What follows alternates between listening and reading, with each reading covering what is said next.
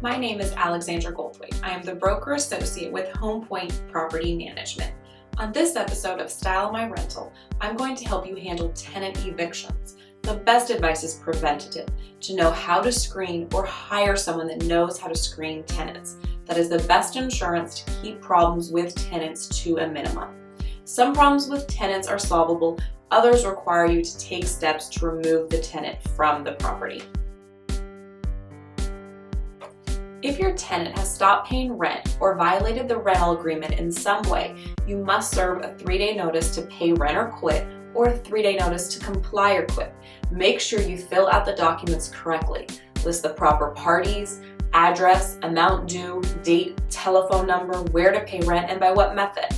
After 3 days have gone by with no money or corrected action, you can then send the notice and the rental agreement to your attorney. I suggest using a local attorney that specializes in unlawful detainers.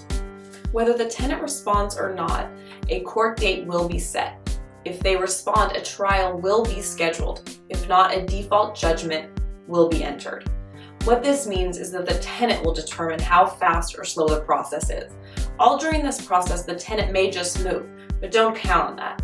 I go by the house at least once a week during an eviction in case they skip.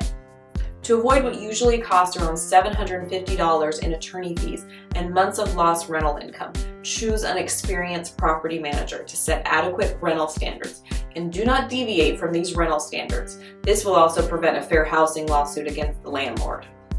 Make an informed decision on screening tenants to prevent an unlawful detainer.